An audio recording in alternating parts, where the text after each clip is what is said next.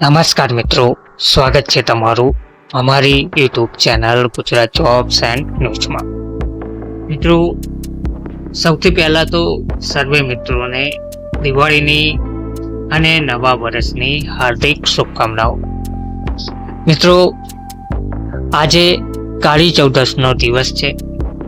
આજના દિવસે પિતૃઓના આશીર્વાદ મેળવવા માટે તમે આટલું કામ કરશો તો તમને પિતૃઓના આશીર્વાદ પ્રાપ્ત થશે અને લક્ષ્મીજીની કૃપા સદાય તમારી ઉપર બની રહેશે. કાળી ચૌદસના દિવસે જો આ ખૂણામાં દીવો પ્રગટાવશો તો ઘરમાં પોતે લક્ષ્મીજી આવશે.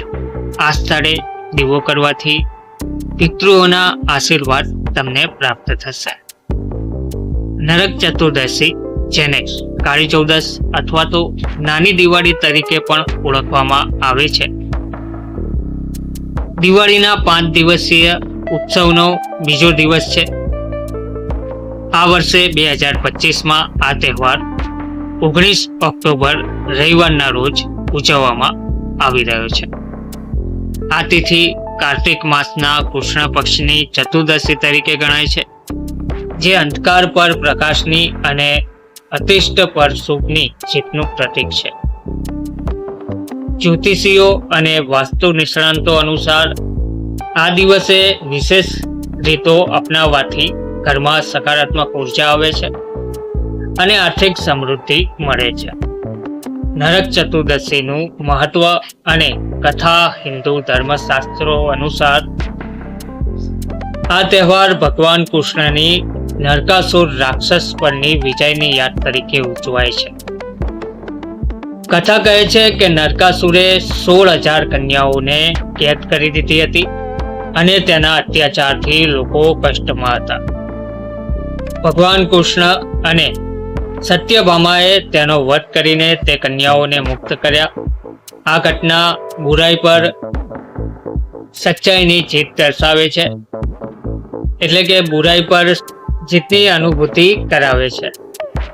જ્યોતિષ નિષ્ણાંતો કહે છે કે આ દિવસે યમરાજની પૂજા કરવાથી પરિવારને અકાળ મૃત્યુથી રક્ષણ મળે છે અને હનુમાનજીની આરાધનાથી નકારાત્મક શક્તિઓથી મુક્તિ પામે છે.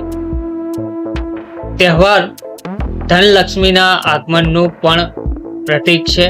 આ તહેવાર ધનલક્ષ્મીના આગમનનું પણ પ્રતીક માનવામાં આવે છે. વાસ્તુ નિષ્ણાંતો અનુસાર દીવા પ્રગટાવવાની રીતો અપનાવવાથી ઘરમાં લક્ષ્મીજીની કૃપા મળે છે અને આર્થિક અડચણો દૂર થાય છે.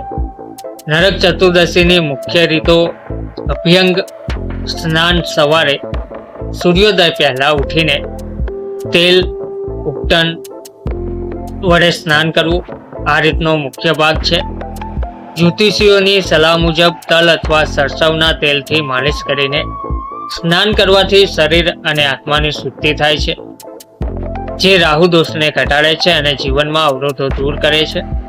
આ પછી ગંગાજળથી સ્નાન કરવું શુભ માનવામાં આવે છે.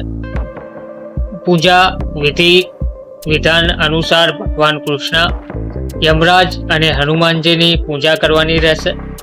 તલના તેલથી દીવા પ્રગટાવો અને મંત્રોના જપ સાથે આરતી ઉતારો. દાન, દીવા, તલ, અનાજ, કપડાં અથવા મીઠાઈ જરૂરિયાતમંદોને આપો. આથી સમૃદ્ધિ વધે છે. જ્યોતિષ નિષ્ણાંતો કહે છે કે આ રીતો અપનાવવાથી ઘરમાં સુખ, શાંતિ અને આર્થિક વૃદ્ધિ થાય છે. ધનવાન બનવા માટે ઘરમાં દીવા પ્રગટાવવાની વિશેષ જગ્યાઓના દિવસે દીવા પ્રગટાવવાનું વિશેષ મહત્વ છે, કારણ કે તે અનિષ્ટ ઉર્જાને દૂર કરીને ધન સંપત્તિ આકર્ષે છે. વાસ્તુ અને જ્યોતિષ નિષ્ણાંતોના મતે નીચેની જગ્યાઓમાં દીવા પ્રગટાવવાથી લાભ થાય છે. જગ્યામાં મુખ્ય દ્વારની બહાર દક્ષિણ દિશા તરફ 4 મુખવાળો દીવો, યમદીપમ જેને કહેવાય છે, તે પ્રગટાવો. પરિવારને અકાળ મૃત્યુથી રક્ષણ અને સુખતા આવશે. કચરાની જગ્યા અથવા જૂની વસ્તુઓની જગ્યાઓ પર દીવો મૂકો અને દરિદ્રતા અને નકારાત્મક ઉર્જા દૂર કરો. રસોડું પાણીની જગ્યા પાસે ત્યાં તમે દીવો જલાવો અન્ન ધનની બરકત રહેશે. તુલસીનું છોડ જો ઘરમાં હોય તો તુલસી પાસે દીવો પ્રગટાવો. લક્ષ્મીજીની કૃપા અને સુખ શાંતિ તમને સદાય મળતી રહેશે. પીપળ અથવા બેલનું વૃક્ષ નીચે તમે દીવો જલાવો, પિતૃઓ પ્રસન્ન થશે અને ધન સમસ્યાઓ પણ મહદઅંશે દૂર થશે. ઘરની ચોક પર દીવો મૂકો, દેવી દેવતાઓનું સ્વાગત અને જીવનમાં શુભ આવશે.